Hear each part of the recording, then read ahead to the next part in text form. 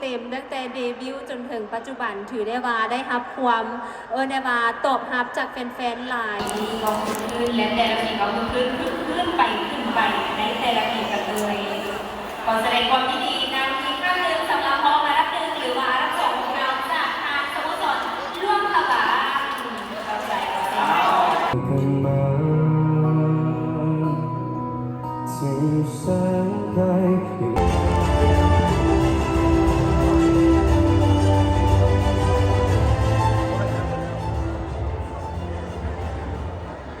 สวัสดี A very good afternoon, distinguished guests, ladies and gentlemen. And we are honored to welcome you to the closing ceremony of the Korean Week 2025 today. เจ้าเนาะสบายดีบรรดาท่านแขกที่มีเกียรติอีกครั้งหนึ่งต้อนรับเข้าสู่การปิดพิธีงาน Korea Week 2025และมื้อนี้พวกเราทั้งสองรู้สึกเป็นเกียรติอย่างยิ่งและก็ขอต้อนรับทุกท่านเข้าสู่งานปิดพิธีในครั้งนี้อย่างเป็นทางการอายองอาซายอมื้อนี้มุกดาจะพาทุกคนไปเฮ็ดเวียกในการเป็นพิธีกรของมุกดาอยู่ที่ห้างเวียงจันทน์เซ็นเตอร์ซึ่งว่าเป็นการเฮ็ดเวียกกับพี่ๆคนไทยคนลาวและก็คนเกาหลีจะเป็นแนวใดนั้นให้ทุกคนถ้าติดตามเบิ่งในวิดีโอนี้พร้อมๆกับมุกดากันเลยฝากทุกคนกดไลค์กดแชร์เป็นกำลังใจให้มุกดาก่อนที่จะรับชมวิดีโอนั้นกันเด้อเอาไปพ้อกันภายในงานกับสวัสดีทุกคนตอนรับเข้าสู่ช่องมุกดาสาวสมควรชาแนลที่วิดีโอนี้น้องมุกดาจะพาทุกคนมาเบิ่งภาพบรรยากาศในการเฮ็ดเวียกของมุกดา1 มื้ออยู่ที่เวียงจันทน์เซ็นเตอร์ในการเป็นพิธีกรนั่นเองตอนนี้ก็จะเป็นงาน Enjoy Korea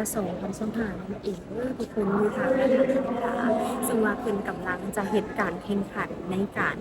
โตวาทีหรือว่าการเว้าภาษาเกาหลีของน้องๆนักเรียนนักศึกษาอยู่ที่สปป.ลาวนั่นเองเนาะทุกคนเนาะและอยู่ทางด้านหลังมุกดาก็จะมีทางคณะกรรมการในการแข่งทีมเตรียมทางที่เราเข้าร่วมในมื้อนี้น้องมุกดาจะพาทุกคนมาติดตามบรรยากาศของงาน Enjoy Korea 2025อยู่ที่เวียงจันทน์เซ็นเตอร์พร้อมๆกับมุกดากันเลยในมื้อนี้มุกดาก็ได้รับหน้าที่เป็นพิธีกรภายในงานนั่นเองเนาะทุกคนเนาะเดี๋ยวมุกดาจะพาทุกคนเข้าไปเบิ่งอยู่ทางด้านหลังของมุกดาอยู่ทางด้านหน้ากันเลยสำหรับงานในมื้อนี้สำหรับใครที่ว่าเคยเห็นงานตัวนี้อยู่ในประเทศไทยอย่างต่างๆเราสามารถคอมเมนต์บอกมุกดาได้เพราะว่าตอนนี้เนาะคนจัดเพิ่นเป็นทางคนไทยหรือว่า KOT เนาะ KTO ของทางคนไทยนั่นเองนะคะ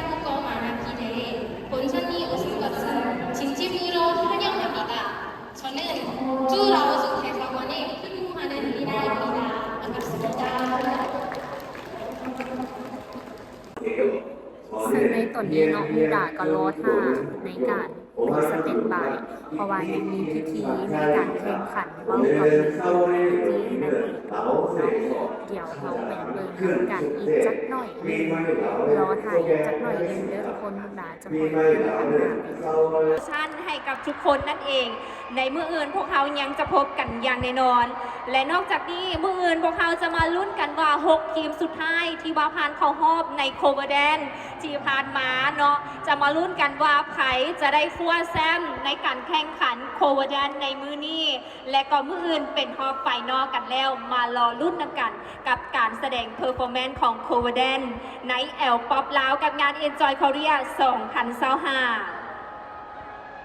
และอีก1ไฮไลท์ในมื้ออื่นเนาะ1ไฮไลท์ในมื้ออื่นที่พวกเราพลาดบ่ได้กันเลยก็คือการแสดงจากศิลปินแอลป๊อปแถวหน้าของประเทศลาวเลยก็ว่าได้นั่นก็คือทางตะนูวรรณศิลป์เนาะที่มาพร้อมเสียงฮ้องอันม่วนและก็ทรงพลังในการแสดงของพวกเรานี่จะเป็นตอนช่วงบ่ายๆหรือว่าช่วงบ่าย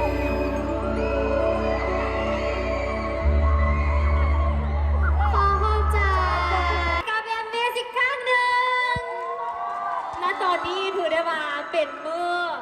คล้ายๆเป็นวันเกิดของเฮาเนาะรู้สึกแนวใดแดทีปีกายกับมื้อนี้มันต่างกันแนวใดน้ำตาไหลก็รู้สึกอยากขอบใจทุกๆคนเลยบ่ว่าจะเป็นทางแบ็คกราวด์ทางเบื้องหน้าเบื้องหลังทุกคนทางบอสทางประธานทางมิโลโคมิวสิกอะไรกันที่สำคัญคือแฟนๆทุกคนเลยที่ว่าคอยซัพพอร์ตพวกเฮาเนาะเพราะว่า ถ้าพวกเขาบ่มีทุกคนคอยซัพพอร์ตกับบ่มีพวกเขา MV ในมื้อนี้คือกันขอขอบใจหลายเด้อ ขอบคุณค่ะขอเสียงให้ทาง MV อีกครั้งหนึ่งในการครบรอบ1 ปีเต็มตั้งแต่เดบิวต์จนถึงปัจจุบันถือได้ว่าได้รับความได้ว่าตอบรับจากแฟนๆหลายแล้วก็ถ้าซัพพอร์ตทาง MV ต่อไปเสื้อว่าจะได้สร้างสรรค์ผลงานออกมาให้กับทุกคนได้เห็นกันอย่างแน่นอนในไวๆนี้เป็นบ่ โดยจังใดพวกเขา MV เซ็งกะขอฝากผลงานหน่อยหนึงเนาะไวๆนี้พวกเขาก็ถือว่าเกี่ยมและสำรองแซมแรมเฮ็ดอยู่ ลองแจมแล้ว แน่แล้วก็อยากให้ทุกคนอยู่กับพวกเราไปเรื่อยๆไปโดนๆเลยเด้อทุกคนแล้วพวกเราก็จะพัฒนาตัวเองให้ดีขึ้นเรื่อยๆแล้วก็สร้างผลงานให้ทุกคนได้รับชมกันแบบเต็มฝีมือพวกเราสุดๆกันเลย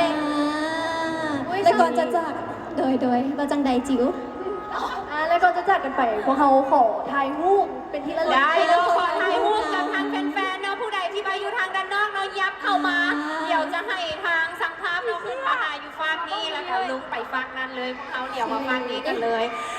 เนาะขอเชิญกันเลยเด้อเนาะให้ถ่ายรูปกับแฟนๆกันก่อนกับทาง MV ของพวกเราในมือนี้ถือได้ว่า ตอนนี้น้องมุกดากะเป็นมือที่ส่งแล้วสำหรับการไปเฮ็ดหน้าที่พิธีกรอยู่ที่เวียงจันทร์เซ็นเตอร์ในงาน Enjoy Korea นั่นเองเนาะทุกคนมื้อนี้มุกดากะ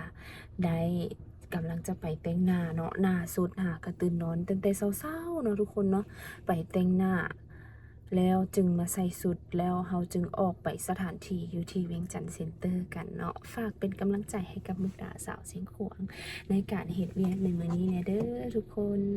เดี๋ยวเราเดินทางไปพร้อมๆกันเนาะซึ่งว่าเมื่อวานนี้มุกดาก็บ่ได้ถ่ายวิดีโอให้ทุกคนเบิ่งหลายเนื่องจากว่ามุกดาบ่ทันแล้วก็ผู้ช่วยก็บ่อยู่แน่จังซี่เนาะทุกคนเนาะก็เลยบ่ได้ถ่ายวิดีโอให้ทุกคนเบิ่งแต่ต้นจนจบอาจจะมีเพียงบางวิดีโอเท่านั้นตัวนี้กับประติดประโตเพื่อเป็นคลิปมาให้พี่ๆและก็ทุกคนเนาะพี่น้องฝั่งลาวฝั่งไทยได้เบิ่งนำกันว่าบรรยากาศของมุกดาในการเฮ็ดเวียกการเป็นพิธีกรเป็นแบบใดอย่างซี่หั่นน่ะเนาะทุกคนเนาะตัวนี้เองก็เป็นเวียกที่มุกดาเฮ็ดร่วมกับคนไทยเพราะว่าออร์แกไนซ์เพิ่นเป็นคนไทยนั่นเองเนาะทุกคนเนาะแล้วเพิ่นก็ติดต่อมุกดามาทางนี่แหละ YouTube คือกันเนาะในการติดต่อเบียมุกดาก็ต้องขอบใจทุกคนแล้วก็พี่ๆเนาะที่ว่าให้ความไว้วางใจให้มุกดาไปเฮ็ดเวียกในมื้อนี้นั่นเองเนาะกับทางพี่ๆคนไทยเดี๋ยวเป็นได้มุกดาจะได้มารีวิวแยกอีกคลิปนึงเดี๋ยวเราไปแต่งหน้าพร้อมๆกับมุกดากันเลยทุกคนตัวนี้ก็เป็นบรรยากาศตอนเช้าๆเนาะทุกคนตอนเช้าๆตัวนี้นี่จะยังบ่ทันมีรถเที่ยวไปเที่ยวมาเพราะว่ามันเช้าหลายเบิ่งบรรยากาศฟ้าก็ครึ้มคือฝนสิตกนี่แหละทุกคนเนาะมื้อนี้หวังว่าฝนสิบ่ตกแฮงปานใดเพราะว่าอยู่ลาวเป็นอยู่บางแขวงมีน้ำท่วมแล้วเนาะก็คือทางแขวงสารวันบ่หรือว่าแขวงอื่นๆมีเนาะทุกคนเนาะอันนี้เป็นบรรยากาศที่ว่าเป็นเช้าๆแท้ๆเลยที่ว่าโดนๆเขาจะได้ออกมาในช่วงตอนเช้าจะเป็นแบบนี้นั่นเองเด้อทุกคนแล้วก็จะมีครูบาอาจารย์เนาะมีพระสงฆ์เพิ่นมาตักบาตรนั่นเองแล้วก็มีพี่น้องชาวลาวเพิ่นได้ตักบาตรนั่นเองเนาะทุกคนเนาะมึงอยู่ทางฝั่งซ้ายตัวนี้ก็เป็นบรรยากาศช่วงตอนเช้าที่พระสงฆ์เพิ่นมาตักบาตรอยู่ตามบ้านตามเฮือนตัวนี้มันจะมีทุกซอยนั่นเองเนาะเกือบว่าทุกซอยเลยที่ว่าพระสงฆ์เพิ่นมาบิณฑบาตแล้วก็พี่น้องก็เนี่ยว่าออกมาจากเฮือนแล้วก็มาเกี่ยมใส่บาตรแบบทุกเช้าเลยแบบนี้อันนี้ก็เป็นอีกหนึ่งวัฒนธรรมของทางนครหลวงเวียงจันทร์หรือว่าวัฒนธรรมลาวที่พวกเราสืบโตปฏิบัติกันมาแต่โบราณกาลนั่นเองเดี๋ยวเราเข้าไปแต่งหน้าพร้อมๆกับมุกดาแล้วเราไปพ้อกันอยู่ในงานกันเนาะทุกคนและตอนนี้มุกดาก็อยู่ที่หน้างานเป็นมื้อที่2กันแล้วสำหรับในการมาเฮ็ดเวียกเป็น MC ก็คือเฮ็ดเวียกเป็นพิธีกรอยู่ที่เวียงจันทร์เซ็นเตอร์ซึ่งว่าเป็นงานของ Enjoy Korea 2025อยู่ที่ลาวนั่นเองนะทุกคนเนาะ อยู่ทางด้านหลังมุกดาก็จะเป็นเวทีที่เพิ่นกำลังจัดแสงสีเสียงและก็มื้อนี้เป็นมื้อสุดท้ายจะเป็นมื้อปิดพิธีแล้วก็จะเป็นมื้อสุดท้ายของการจัดงาน Enjoy Korea 2025นั่นเองทุกคนอยู่ทางด้านหลังเพิ่นก็ได้มีการกะเกี่ยมในการซักซ้อมโดยเฉพาะก็เมนซ้อมเทควันโดเนาะเพิ่นจะมาแสดงเทควันโดจากทีมที่ว่ามีชื่อเสียงโด่งดังจากประเทศเกาหลีนั่นเองเนาะทุกคนเนาะซึ่งว่ามื้อนี้มุกดาเองก็กำลังจะเอาสคริปต์ไปบีบกับพี่ๆทีมงานเนาะของทางฝั่งไทยซึ่งว่าเพิ่นเป็นออร์แกไนซ์และก็เป็นเจ้าของงานนี้นั่นเองเนาะที่จ้างมุกดามาเป็นพิธีกรในมื้อนี้นั่นเองเด้อทุกคนฝากทุกคนเป็นกำลังใจให้กับมุกดาสาวเสียงขวางเด้อแต่ว่ามื้อนี้มุกดาก็อาจจะเอาบรรยากาศในการเปิดงานหรือว่าบรรยากาศในการขึ้นเวทีให้ทุกคนเบิ่งจักเล็กจักหน่อยเนาะอาจจะมีรูปภาพแบบนี้เนาะเพราะว่ามุกดาเองก็เก็บภาพบรรยากาศได้บ่หมดไผที่ว่าอยากได้ว่ามาเห็นบรรยากาศตัวจริงสามารถมาได้เนาะอยู่ที่เวียงจันทน์เซ็นเตอร์นี่เองเด้อทุกคน แต่ว่ามื้อนี้เนาะเดี๋ยวจักหน่อยมุกดาก็จะไปบีบกับทางทีมงานบีบกับทางทีมงานแล้วแล้วก็จึงจะได้มีการแบบว่าซ้อมเวทีแล้วจึงจะได้มีการได้ว่าไปรันงานแท้ๆเนาะทุกคนเนาะฝากเป็นกำลังใจให้กับมุกดาสาวเสียงขวัญเด้อตัวนี้จะเป็นเวทีกลางนั่นเองเนาะทุกคนและก็บูธก็จะอยู่ทางฝากขวาและก็ฝากซ้ายก็จะเป็นบูธคือกันเนาะตัวเองเนาะทุกคนเนาะตัวนี้ก็จะเป็นบรรยากาศของเวียงจันทน์เซ็นเตอร์แต่สั้น1ฮอตสั้น4จะมีคนหลวงหลายเลยในตอนบ่ายโมงเพราะว่าเนื่องจากว่าเป็นบรรยากาศที่หลายๆคนเป็นมื้อพักผ่อนแน่จังซี่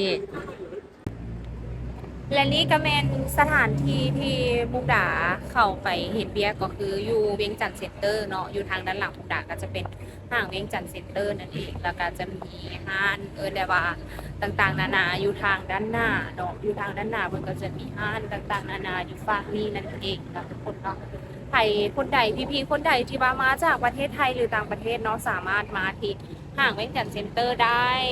และก็ฝั่งทางซ้ายก็จะเป็นภาคสั้นมุกดาจะย่างไปกินข้าวอยู่ภาคสั้นก่อนที่จะเริ่มงานมื้อที่2เนาะก่อนที่จะเริ่มงานมื้อที่2ซึ่งว่างานมื้อที่2ก็จะเป็นเวทีในการพบกับศิลปินเนาะว่าจะเป็นทางตะนูวรรณศิลป์เป็นศิลปินลาวแล้วก็จะมีการประกวด cover dance ต่างๆเนาะทุกคนเนาะตอนนี้จะเป็นจุดใจกลาง2ห้างก็คือจะเป็นห้างภาคสั้นแล้วก็จะเป็นห้างเวียงจันทน์เซ็นเตอร์จะเป็น2จุดใส่ไก่กลางนั่นเองเด้อสำหรับตรงนี้เดี๋ยวมุกดาย่างไปกินข้าวแล้วจะเอาบรรยากาศในการเฮ็ดเวียกเนาะมาให้ทุกคนเบิ่งนํกันอันนี้ก็จะเป็นห้างภาคสั้นเพราะว่าเวียงจันทน์เซ็นเตอร์บ่ค่อยมีอาหารปานใดมุกดาก็เลยย่างมาภาคสั้นส่วนเวียงจันทน์เซ็นเตอร์มันจะอยู่โตนั่นเนาะทุกคนเนาะบอนที่เฮ็ดเวียกแต่ว่าตัวนี้จะเป็นอีก1ห้างที่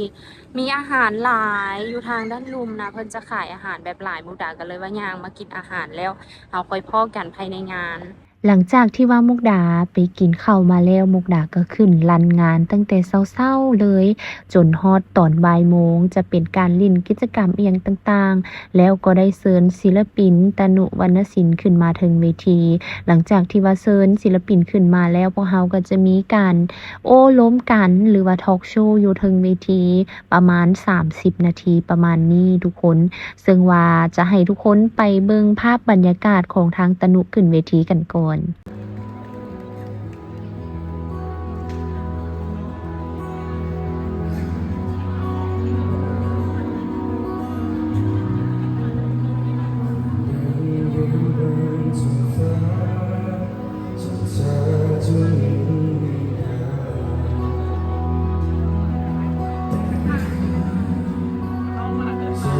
ที่เคียงข้างกันเธอไว้พร้อมกันจนสำคัญและคืนนั้นยังคอยนับวันเวลากันมาถึงแสนไกลในหัวใจยังดื้อเสียไว้ว่าจะคอยและคืนนั้นก็ยังคงคอย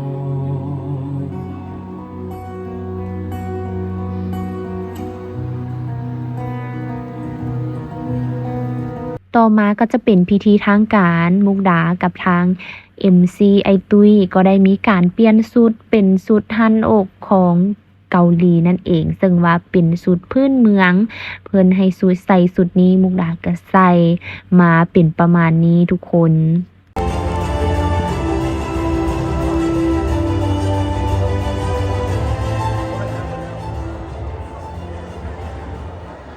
Sawadee. A very good afternoon, distinguished guests, ladies and gentlemen. And we are honored to welcome you to the closing ceremony of the Korean Week 2025 today. เจ้าเนาะสบายดีบรรดาท่านแขกที่มีเกียรติอีกครั้งหนึ่งต้อนรับเข้าสู่การปิดพิธีงาน Korea Week 2025 และมื้อนี้พวกเราทั้งสองรู้สึกเป็นเกียรติอย่างยิ่งและก็ขอต้อนรับทุกท่านเข้าสู่งานปิดพิธีในครั้งนี้อย่างเป็นทางการ Annyeonghaseyo! And of course, today I, Inpan Burihan, together with my MC partner, Mukda Saint Visay, and we are honored to be your MCs for today's event. And of course, ladies and gentlemen, to begin this special event, we are pleased to present an exclusive Taekwondo demonstration by Cookiebon demonstration team. Specially, we invite them from Korea. And as the headquarters of the Taekwondo, Cookiebon leads the global promotions of this traditional Korean martial art. So today, their teams consist of the 15 members, including Director Nam Seung-hoon and the coaches. They will showcase of the artistry and the spirit of the Taekwondo. And this Cookiebon team has been on American's Got Talent show to perform such a very energetic Taekwondo. เจ้ามาแล้วเนาะบรรดาท่านแขกที่มีเกียรติเพื่อเป็นการเริ่มในการปิดงานอันแสนพิเศษนี้พวกเราจะได้มีการสาธิตทีมเทควันโดจากคุกิวอนที่พวกเราได้เสื้อเชิญมาจากทางประเทศเกาหลีกันเลยที่จะได้มาแสดงในงานของเราเนาะในสำนักงานใหญ่ของเทควันโดคุกิวอนซึ่งว่าทีมดังกล่าวเนาะได้สร้างชื่อเสียงและก็ได้ไปโชว์อยู่ที่อเมริกันไทยสกอตทาเลนต์มาก่อนเกือบว่าไทยแลนด์เนาะแต่ว่าไปโชว์ถึงอเมริกันก็ทาเลนต์มาก่อนที่ว่าจะมาแสดงในงานของเราในครั้งนี้กับเทควันโดคุกกี้วอน เจ้าและตอนนี้หวังว่าบรรดาท่านคงจะพร้อมแล้ว so everyone are you ready พร้อมแล้วเหรอ if you're all ready please give a big round of applause to Cookie One Taekwondo ขอ team เชิญพบกับคุกกี้วอนเทควันโดทีมกันเลย เ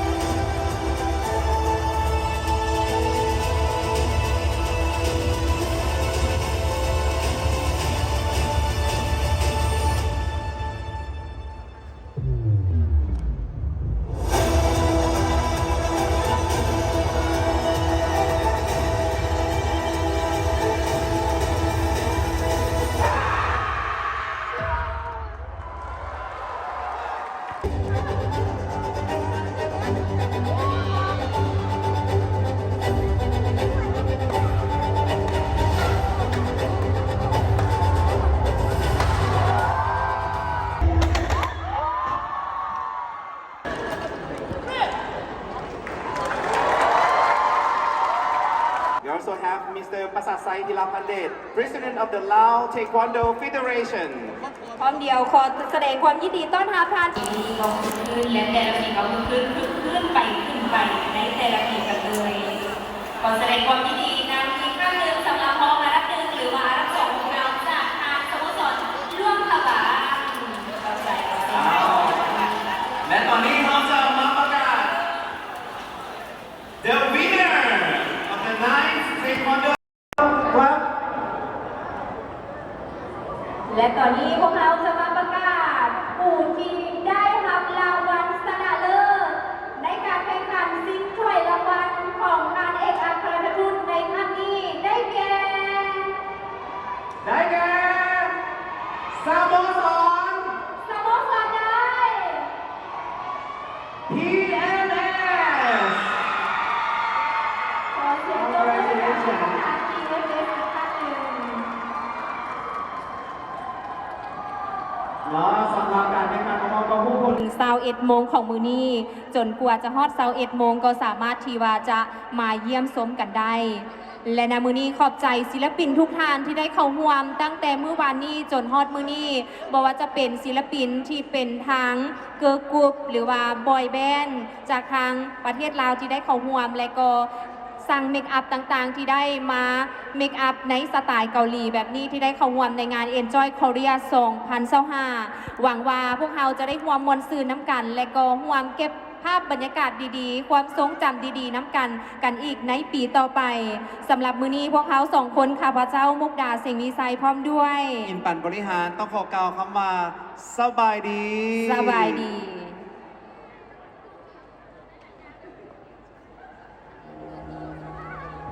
และทั้งหมดนี้ก็แม่น2มื้อกับการเฮ็ดเวียกเป็นพิธีกรสำหรับมุกดาที่เอามาฝากพี่ๆทาง FC ฝากทุกคนกดไลค์กดแชร์และเป็นกำลังใจให้กับมุกดาในการเฮ็ดเวียกต่อไปนำกันเด้อเดี๋ยวคลิปวิดีโอนี้มุกดาจะได้อำลาทุกคนไปก่อนสบายดี